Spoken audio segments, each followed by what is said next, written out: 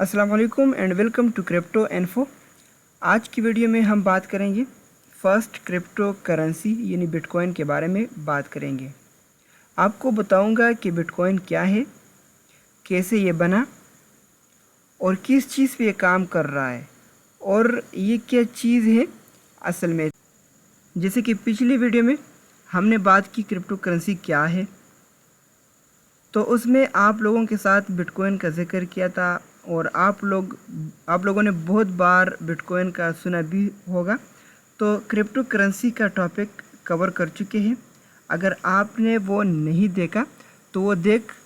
ज़रूर, वो हमारी फ़र्स्ट क्लास थी और ये हमारी सेकंड क्लास है। तो बिटकॉइन 2009 में लॉन्च हुआ था, लेकिन इसका कॉन्सेप्ट 2008 में ही दिया गया था कि ये एक P2P यानी पर्सन टू पर्सन होगा, यानी कि एक ऐसी करेंसी कि जिसमें कोई भी सेंट्रल बॉडी नहीं होगी। ठीक है, सेंट्रल बॉडी का मतलब थर्ड पर्सन, इसमें कोई भी थर्ड बॉडी नहीं होगी। जो भी बंदा इसको बेचना चाहे तो बेच सकेगा और एक दूसरे को ट्रांसफ़र कर सकेगा और दूसरा बंदा ले सकेगा, यानी कि एक बेचने वाला और दूसरा लेने वाला दोनों आपस में इंटरेक्ट होंगे। इसके दरमियान में जो थर्ड पार्टी होगी वो नहीं रहेगी। जैसा कि फ़ियाट करेंसी की बात करें, जो हमारी लोकल करेंसी है, पाकिस्तानी रुपीज़ लगा ले, इंडियन रुपीज़ लगा ले, तो इन सब ही चीज़ों को हैंडल करने के लिए दरमियान में थर्ड पार्टी बैंक होती है। आपका पेमेंट पहले बैंक के पास जाएगी, फिर रिसीवर के पास जाएगी, फिर रिसीवर फिर अगर चाहे दोबारा सेंड करने तो वो फिर फर्स्ट बैंक के पास जाएगी, फिर वो आपके पास आएगी। ठीक है, ये सीन होता है। तो इस चीज़ को ख़त्म कर दिया है बिटकॉइन ने, क्योंकि ये पर्सन टू पर्सन करेंसी है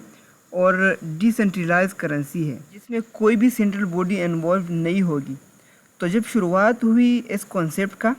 तो बहुत से लोगों ने इग्नोर किया कि ये फ्रॉड है, ये स्कैम है, कि दरमियान में कोई थर्ड बॉडी नहीं होगा और ये कैसे हो सकता है कि ऐसी करेंसी जिसमें सेंट्रल बॉडी ना हो और वो करेंसी कहलाए, तो ये हो ही नहीं सकता। तो स्टार्ट में यानी 2008 में इसके कॉन्सेप्ट दिया गया और 2009 में जब ये लॉन्च हुई तो कई लोगों ने इसको मानना ही नहीं कि ये करेंसी है और इसको इग्नोर भी किया। 2011-2010 में फिर आहिस्ता आहिस्ता इसका कॉन्सेप्ट जो है वो लोगों ने मानना शुरू किया। और यहाँ मैं इसका ज़िक्र मुनासिब समझूँ कि इसका जितना भी ट्रांजैक्शन हो रही होती है ये ब्लॉकचेन के ऊपर हो रही होती है। जिस तरह मैंने पिछले वीडियो में बताया कि जितनी भी करेंसी है ये सारी ब्लॉकचेन के ऊपर ही बनी हुई है, लेकिन इनका एल्गोरिदम डिफरेंट है। जिस तरह बिटकॉइन की बात हो रही है तो बिटकॉइन का एल्गोरिदम है प्रूफ ऑफ वर्क, कि ये प्रूफ ऑफ वर्क पर काम करता है और लोग इनकी ट्रांजैक्शन कंप्लीट करने के लिए हेल्प करते हैं। आपने देखा होगा कि माइनर्स है, माइनिंग कर रहा है, बिटकॉइन की माइनिंग कर रहा है, इथेरियम की माइनिंग कर रहा है, इस तरह वर्ड्स आपने बहुत सुने होंगे। वो जो माइनर्स है वो इसके ट्रांजैक्शन को कंप्लीट करने में हेल्प कर रहे हैं। बज़ाहिर इसमें कोई भी सेंट्रल बॉडी नहीं है, बट बहुत ज़्यादा माइनर्स इसकी जो है ट्रांजैक्शन है, इसकी ट्रांजैक्शन में हेल्प कर रहे हैं। मैं एक एग्ज़ाम्पल देता हूँ कि मैंने जो है पैसे आपको भेज देनी है। मैं क्या करूँगा, यह लिखूँगा कि मैं एक बिटकॉइन आपको भेज रहा हूँ। ठीक है, तो एक बिटकॉइन की ट्रांजैक्शन सभी माइनर्स के पास जाएगी। वो जिसके पास अच्छी माइनिंग मशीन है, अच्छा कंप्यूटर है, अच्छे ग्राफिक्स हैं, उसके पास में ये ट्रांजैक्शन पहले जाएगी। वो इसको वैलिडेट कर देता है, इसको कहता है कि भाई ये ट्रांजैक्शन ठीक है, इसको आगे जाने दो। तो उसके बाद वो जो बिटकॉइन है वो आपके पास पहुंचेगा। ठीक है, इसमें क्या होता है کہ اس میں اس مائنرز، اس بندے کا جس کا مشین، جس کا گرافک، جس کا کمپیوٹر اچھا ہے، اس کو یہ فائدہ ہوگا کہ اس اچھے پرفارمنس کی وجہ سے اس کو تھوڑا سا ریوارڈ ملتا جائے گا، ٹھیک ہے، تھوڑا سا ریوارڈ اس کو ملتا رہے گا کہ وہ اچھا پرفارمنس کر رہا ہے، اس کا مطلب سب کچھ ٹھیک ہے۔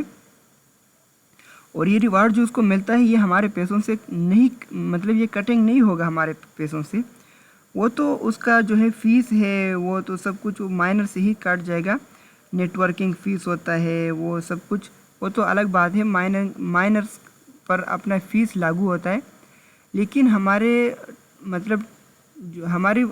بٹ کوائن، ہم جو ٹرانزیکشن کر رہے ہیں اس سے کچھ بھی کٹنگ نہیں ہوگا، یہ اس کو اضافی طور پر اچھے پرفارمنس پر جو ہے ریوارڈ ملتا رہے گا، کیونکہ اس کا کمپیوٹر گرافکس، اس کا مشین ٹھیک ہے، زبردست ہے، تو جو مشین فاسٹ ٹرانزیکشن کر دیتا ہے تو اس کو ریوارڈ ملتا رہے گا اور وہ اسی طرح مائننگ کرتا رہے گا۔ جیسا کہ پہلے آپ لوگوں کو بتایا میں نے کہ شروعات میں بٹ کوائن کو ایک پونزی اسکیم اور فیک سمجھا جاتا تھا، بٹ سلولی جب ماننے لگا تو پھر بٹ کوائن کو لوگوں نے ڈیجیٹل گولڈ کہنے لگا۔ مطلب ایک ہوتا ہے فزیکل گولڈ، تو اس کو ڈیجیٹل گولڈ کہنے لگا۔ وہ آج کے دور میں بھی بٹ کوائن کو لوگ ڈیجیٹل گولڈ ہی مانتے ہیں اور اس کو ڈیجیٹل گولڈ کہتے ہیں کہ اگر آپ نے اچھا والا پروفٹ گین کرنا ہے تو آپ ڈیجیٹل گولڈ میں انویسٹمنٹ کر سکتے ہو۔ ایک فزیکل گولڈ ہے آپ کے پاس جس میں آپ انویسٹمنٹ کر لیتے ہو اور وہ مہنگا ہو کر آپ پروفٹ بنا لیتے ہو۔ تو اسی طرح آپ بٹ کوائن میں یعنی ڈیجیٹل گولڈ میں جو لوگوں نے نیم دیا ہے ڈیجیٹل گولڈ، اس میں آپ انویسٹمنٹ کر کے پھر جب مہنگا ہو جاتا ہے آپ اس سے بھی پروفٹ گین کر سکتے ہو۔ اب یہاں پر تھوڑا سا کنسیپٹ کلیئر کروں گا کہ ایک تو ویسے بھی ڈیجیٹل کرنسی ہے جو ہم سب بائنگ سیلنگ کر دیتے ہیں بائنانس وغیرہ میں۔ ایک فیاٹ کرنسی ہے جو ہم نے ڈیجیٹل کرنسی بنا رکھا ہے، جو ہم کسی بینک میں اکاؤنٹ بنا لیتے ہیں، ٹھیک ہے، اس میں ہم فیاٹ کرنسی دیتے ہیں، پھر بعد میں جب ہم اس بینک کا اپلیکیشن اوپن کر کے اپنا اکاؤنٹ لاگ ان کر دیتے ہیں تو وہاں پر ہمیں ڈیجٹ ملتا ہے، تو یہ ایک فیاٹ کرنسی ہے جو آپ کو ڈیجٹ میں ملتے ہیں، تو یہ بھی ایک قسم کا ڈیجٹ کرنسی ہے، لیکن اس ڈیجٹ کرنسی کا کنٹرول بینک کے پاس ہے اور یہ اسی طرح ورک کر رہا ہے جس طرح فیاٹ کرنسی، ٹھیک ہے۔ اصل میں ہے یہ ڈیجیٹل کرنسی، لیکن وہاں پر اس کا کنٹرول ہے بینک میں، اس میں تھرڈ پرسن جو ہے انوالو ہے، تو یہ مطلب اسی طرح ڈیجیٹل کرنسی نہیں ہے جس طرح بٹ کوائن ہے یا کرپٹو کرنسی ہے۔ فار ایگزامپل میں آپ کو مثال دوں گا کہ آپ نے ایک مطلب بینک میں ڈپازٹ کیا ہے اور آپ نے تو فیاٹ کرنسی دی ہے، اپنا لوکل کرنسی دی ہے، پھر وہ آپ کو ڈیجٹ میں شو ہوگا آپ کے اکاؤنٹ میں، آپ نے وہ اکاؤنٹ مطلب اپنا اکاؤنٹ موبائل میں لاگ ان کیا ہے، تو وہ کیا ہوگا آپ کو مطلب ڈیجٹ میں ہی شو ہوگا، تو یہ بھی ایک قسم کا ڈیجیٹل کرنسی ہے، لیکن اس کا کنٹرول جو ہے وہ بینک کے پاس ہے، اور کرپٹو کرنسی جو ہے اس کا کنٹرول کسی بھی گورنمنٹ یا کسی بھی بینک کے پاس نہیں ہے۔ تو جس طرح آپ نے بینک اکاؤنٹ میں ڈپازٹ کیا ہے، آپ کو صرف ڈیجٹ ہی نظر آ رہے ہیں، اس کے بیک ہینڈ پر بینک ہے، فیاٹ کرنسی کے بیک ہینڈ پر بینک ہے، تو اسی طرح کرپٹو کرنسی کے بیک ہینڈ پر کیا ہے وہ میں آپ کو بتاؤں گا۔ کرپٹو کرنسی کا بھی اسی طرح سیم آپ کو صرف ڈیجٹ ہی نظر آ رہے ہیں، باقی اس کے علاوہ کچھ بھی نظر نہیں آئے گا۔ تو اس کے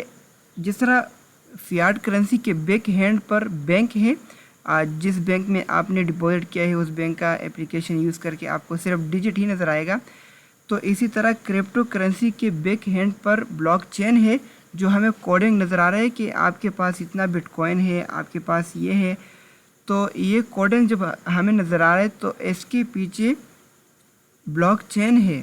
اس کے بیک ہینڈ پر کوئی اور چیز نہیں ہے، اس کے بیک ہینڈ پر بلاک چین ہے، نوڈز ہے، پروف آف ورک ہے، یہ سب چیزیں ہیں اس کو کنٹرول کرنے والا۔ تو یہ ایک کانسیپٹ ہے آپ کا کہ ڈیجیٹل کرنسی اور فیاٹ کرنسی جو کہ ڈیجیٹل کرنسی ہوتی ہے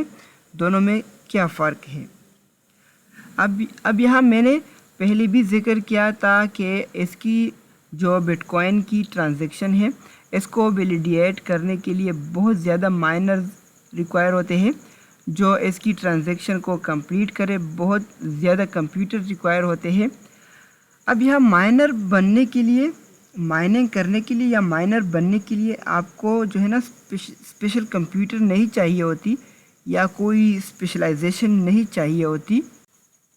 اس پر آپ کا جو منیمم خرچ آتا ہے، جو منیمم ریکوائرمنٹ ہوتی ہے آپ کی بجٹ کے حساب سے، آپ کو الیکٹریسٹی مطلب کا بل آ سکتا ہے، ٹھیک ہے، الیکٹریسٹی کا خرچ آ سکتا ہے جو مطلب کنزیوم کر رہے 24 ہارس الیکٹریسٹی چاہیے ہوتی ہے۔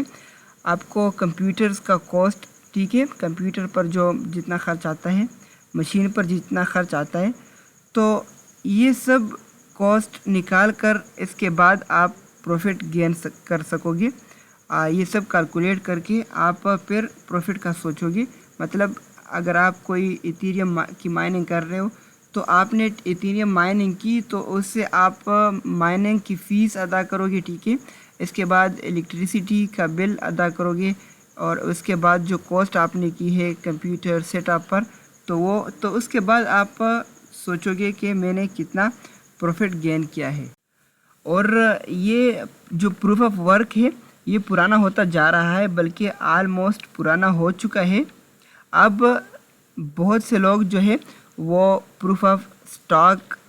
پر مطلب جا چکے ہیں، پروف آف سٹاک جس کو اسی طرح آپ نیو ورڈز آپ کو سامنے آئیں گے ہر ویڈیو میں، تو انشاءاللہ میں کوشش کروں گا کہ آپ کو نیکسٹ ویڈیو میں پروف آف ورک کے بارے میں بتاؤں، پروف آف سٹاک کے بارے میں بتاؤں۔ تو امید کرتا ہوں کہ بٹ کوائن کے متعلق آپ کا کنسیپٹ کلیئر ہوا ہوگا۔ مائننگ کے بارے میں ہم نے بات کی، پھر ملتے ہیں نیکسٹ ویڈیو میں، تب تک کے لیے خدا حافظ۔